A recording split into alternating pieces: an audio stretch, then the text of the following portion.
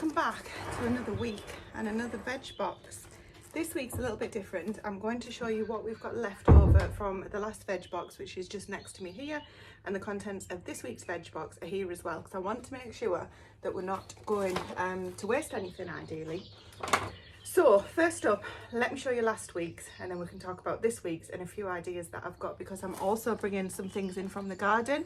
Eventually the plan is that we'll replace everything that we're getting from a veg box point of view, so not the fruit side of it. That'll all get replaced from what's coming in from the garden. Some fruit will come in from the garden, but obviously I'm not going to be growing, you know, my own bananas and things like that, and so we're not going to be able to replace the fruit in its entirety. So let me quickly show you, and we'll work through what my plans are to use up the things that we didn't get to last week and what my plans are for this week. So this is what we've got left. You might not be surprised to hear we've still got the apricots. I have got a recipe that I'm going to show you at the end of this video to use these, which I think is going to be ideal, and it's a little bit different. And also we have got the celeriac. Now this is typical of me, that when I'm not too sure what to do with something, I'll just leave it, and eventually it'll end up just needing to be used, or it'll go into the compost heap, and that is exactly what we're trying to avoid, waste of any kind. So I've also got a recipe for this, which I'm excited to show you. Now I've taken the potatoes that we've got over the weeks out of the bags. There are a lot more potatoes in the fridge. This is just a selection of them. They were getting a little bit wet in the fridge, so I've taken them out to dry off, which they've dried off perfectly out here. There's also apples that you can see. I'm not sure why these didn't get eaten. They normally all go. And the same for the satsumas. Again, I've got another recipe. I'll probably do some of these separately on a different video, because this video will end up getting too long, and I'm not going to get them all done tonight, and I'd like to get this video out. So the turnip is going to go with the celeriac. That's going to be a preserve. It's not a meal, if you like, so look out for that one. There's also the odd orange left, as well as the other bits of fruit that I've already shown you. A couple of bananas. These will go, the bananas, in no time. Cucumber somehow got hidden in the fridge and didn't get used. I will be using that this week. These tomatoes were bought separately. Stephen needed some extra tomatoes. He goes through quite a few. So that's what we've got left. Oh, and hanging over the back here, and you see there is the melon. I'll tell you in a second my thoughts on the melon. So that's what we've got left from last week. It's actually not too bad considering. Now, I don't think that the melon got eaten because it's not been prepared. As lazy as that sounds, people go in the fridge and they see melon pieces there ready just to eat, they'll eat them. If they see a melon that needs cutting up and the seeds scraping out and then chopping up into pieces, or even just sort of scraping out of the melon itself, it gets avoided. And as lazy as that sounds, I just know that that's exactly what happens. So some of these apples, I'm not worried about those. They will go and they'll last for a long time. Apples last forever. I forgot to mention there was the onion there as well. I'm not sure if that was in the veg box or if that's turned up separately. So a couple of things that I do buy extra if we go to the supermarket are carrots and onions, because I use a lot of them during the week for soups, and despite asking the veg box company, they sometimes forget to put extra carrots and onions in, and that's fine, because they don't do a sort of a bespoke, well, they do a bespoke service, but my box isn't a bespoke one, so that's fine by me. Things that need preserving, even though the satsumas might last, I'm going to do something with them. And also the turnip, even though again that'll last, it has been cut into, so I want to get it used. And the celeriac, they are going into something which I will show you very soon. Apart from that, there was a random sweet potato as well, which again, that was in the fridge. That wasn't from the veg box. It wasn't from the veg box last week. So I think that's quite good. So what I'm going to get done tonight, I'm going to get the melon prepared and put in a little glass Tupperware so that people can use that. And I'm going to get on with the apricot recipe, and also the celeriac and the Swede recipe. It's embarrassing calling them recipes because they're not really, but I think they're really interesting, so I'm excited to share them with you. Now let's have a little quick look at what's in the veg box from this week, which we'll be planning on using throughout the coming few days up until we do this again at the end of this week. Right, make sure that's recording. We have got grapes. They always send grapes, and Grace really enjoys those. We've got tomatoes. The only thing I've noticed about this veg box that I'm a little bit disappointed in, I hadn't seen that, another celeriac. Anyway, that I'm a little bit disappointed about is there's quite a bit of plastic packaging this time. So we've got the tomatoes here as well that you can see. We go through a lot of tomatoes, but just even the radish, you know, we don't necessarily need radish now, but they will get eaten because we're growing our own. But even sending things in the plastic packaging, obviously, you know, half a melon, which I understand why they halve them, and that has to be wrapped up really just to protect it with it being halved. but it is noticeable that there's more plastic. But it's nice to see that the asparagus, British asparagus, that's not being put in plastics. That's perfect. More grapes in this bag here, so that's another way for the kids to enjoy those, because they will definitely enjoy those. Move these tomatoes and grapes to one side. More tomatoes here, which is ideal because Stephen uses a lot of those. Another cucumber, we will get to that. Spring onions, which I've got growing myself, so we'll make sure we get those used. More potatoes. Is this a passion? No, Sharon fruit? I'm really embarrassed to tell you, I'm not sure what this is. It's not something that I've bought myself, so let's be honest. The radish that I've already shown you, and then we've got our root veggies. We've got parsnips, which I'll put over to one side on top of the celery. We've got a whole bunch of carrots here, a bunch of tomatoes. There is a cabbage or cauliflower, I think it's a spring cabbage down in the corner. Oh yeah, cauliflower's here.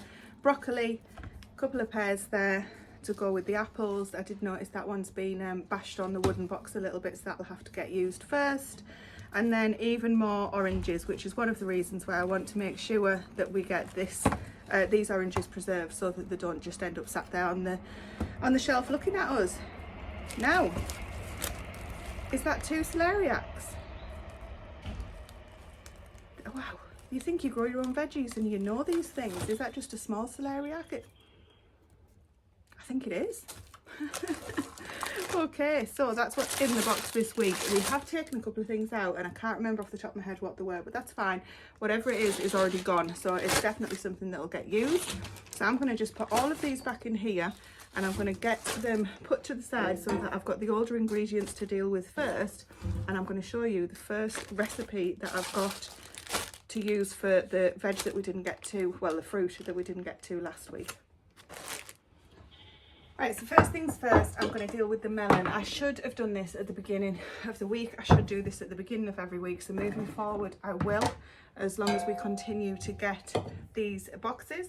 As I say, the plan is that eventually we won't need the veg boxes. That's just squirted everywhere. Because we'll be fully, able to provide it all from the small holding. Obviously, from a fruit point of view, and certain things from a veg box point of view, I'm not growing sweet potatoes just as an example, but to be honest, the veg box doesn't actually send sweet potatoes with it. I just need to get a spoon. I'm going to put the seeds in this dirty tub here. Yeah, so the veg box doesn't normally send, or I haven't had sweet potatoes yet, so if I do want sweet potatoes, I go and buy those separately anyway. So eventually I want to get to a situation where we are growing I'd like to say 100%, but a lot of our own veg, which we're heading that way anyway. And we do in previous years, it's just every year I'd like to be able to do even more. The fruit situation's slightly different because we do grow fruit here. We've got a lot of our own fruit. The gooseberries are actually coming at the moment, looking amazing. I've got loads of rhubarb, for example, but it's not fruit that you necessarily just pick up and start eating straight away. We do grow blueberries, strawberries, raspberries, apples, all those good things as well. We try to grow apricots and peaches, but we have yet to be able to do that. I've got almonds, since found out that my daughter's got a nut allergy, but that's okay, she doesn't have to eat them. So we are heading to a situation as quickly as possible where we are a lot more reliant just on ourselves than on the veg box, but in the meantime we'll continue to be getting the veg box, and when we're in a situation from a veg point of view opposed to fruit, we'll switch over to getting a fruit box from them. And then eventually we might not need anything, but at the moment we're very happy to be supporting the local greengrocer, and we're very happy with the produce that they're sending through. One of the benefits of this being a week old is that it's actually really sweet.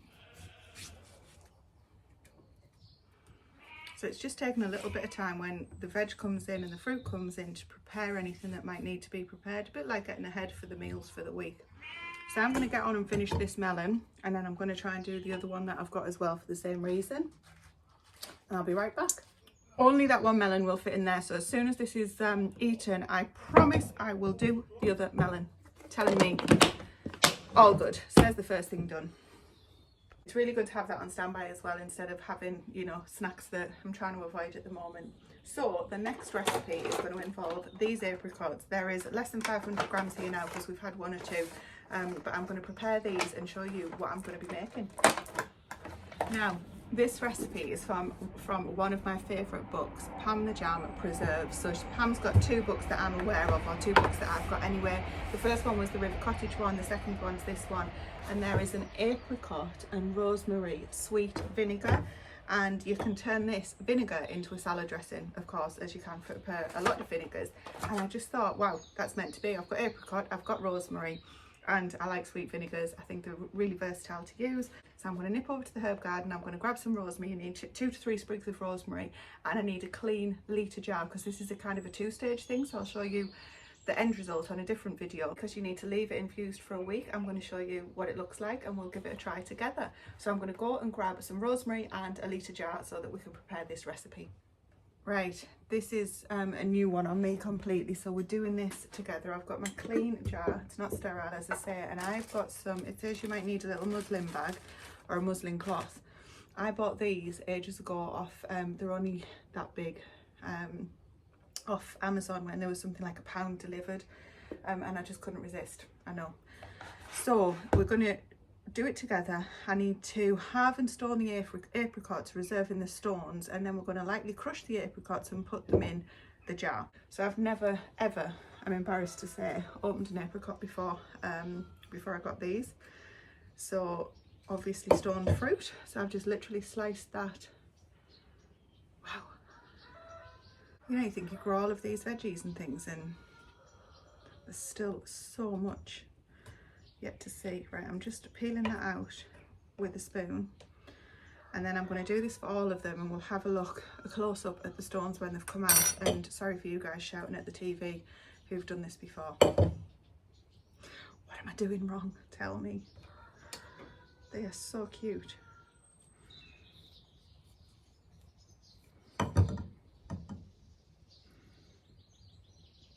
The good thing about doing this is that I would never have got these without them coming in the veg box, so it kind of forces you to learn new recipes. Sorry if you can hear the fly, it's just joined us. As I say, the joys of outdoor cooking, wouldn't change it.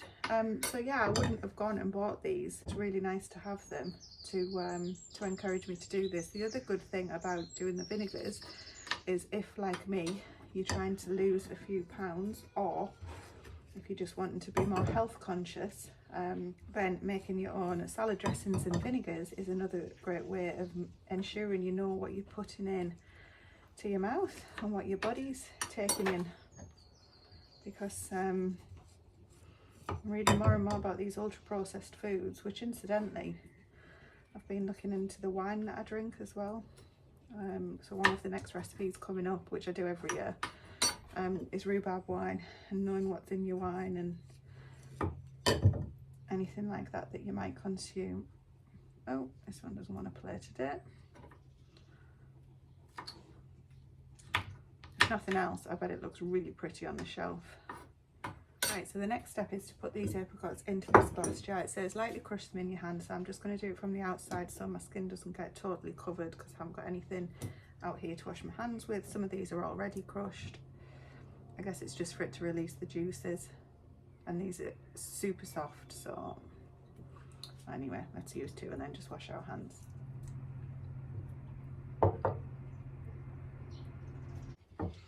Right, the next stage, I've just washed my hands, is to say crack open the stones. A bash with a rolling pin will do the job. Ah! I didn't know that was, okay, that was a bit hard. Every day is a school day. So that's what I've got left. They're the apricots squished in the jar, and that's what's come out of the outer husk that was inside them. I did not know that. Every day is a school day. So I'm going to put these into this bag now.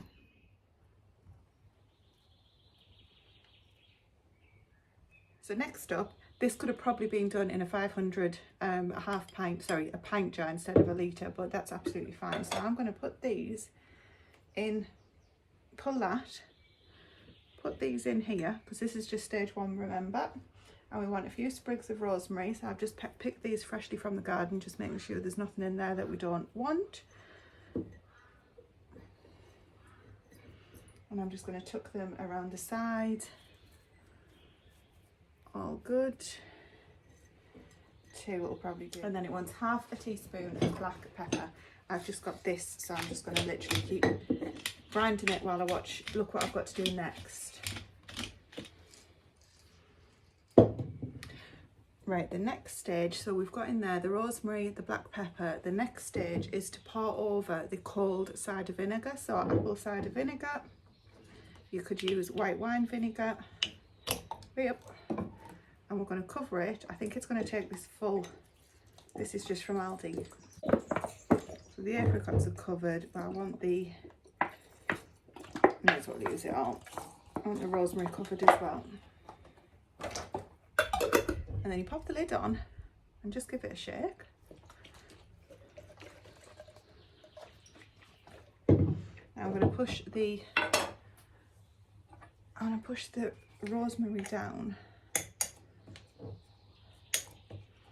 and it says just leave it on a windowsill where it can be kissed from the sun.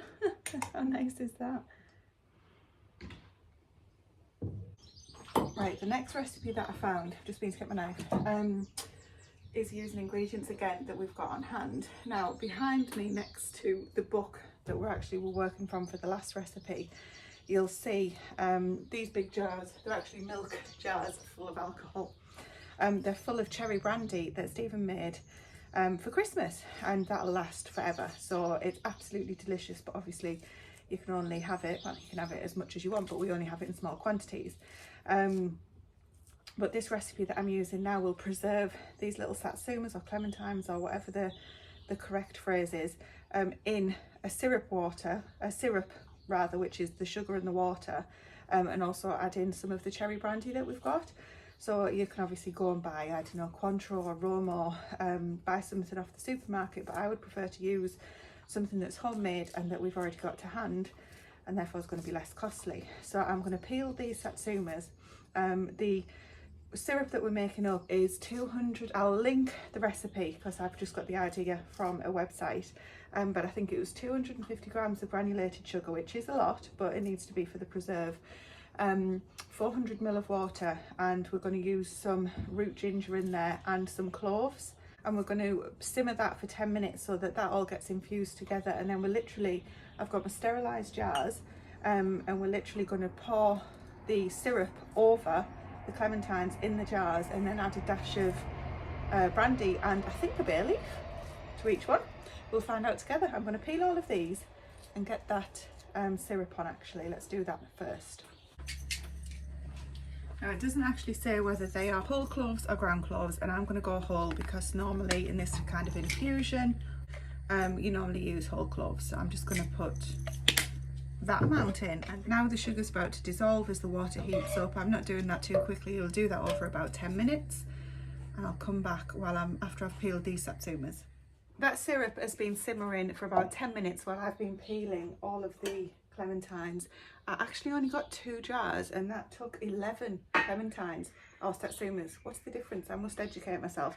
I need 150 ml of brandy, but I'm not sure how many jars this recipe claims to make. I've looked again at the website, and I can't for the life of me see it. It's probably on there. I'm probably just missing it.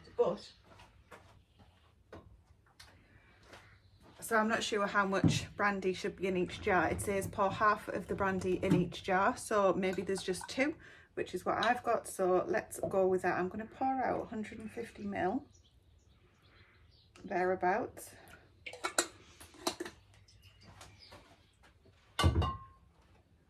And I'm going to get my jars. Let me show you what I'm doing. So I've taken off as much of the white pith as possible. You do kind of tend to lose the will to live after a little while, so there are some bits in there. Sterile jars, half the brandy in each. You also need a bay leaf, which I shall go and get in a moment. I think we're not going to need much of the syrup, but okay. Right, I'm not worried about thermal shock because the brandy is already in there to cool this syrup down. I've given it a good stir, I've had it simmering and it has cooled ever so slightly, and I'm just going to pour, and tell you what, I'm trying to avoid anything else going in. I'm just going to pour this over the top so everything's submerged. And we're just going to clean the rims as always and put the sterilised lids on. I forgot the bay leaf. I'm going to go and get the bay leaf, add it and put the lids back on again, and then we're done. I actually got some baby bay leaves, literally just starting to grow, so I thought they would go much nicer in these cute little jars. I'm going to add them in now.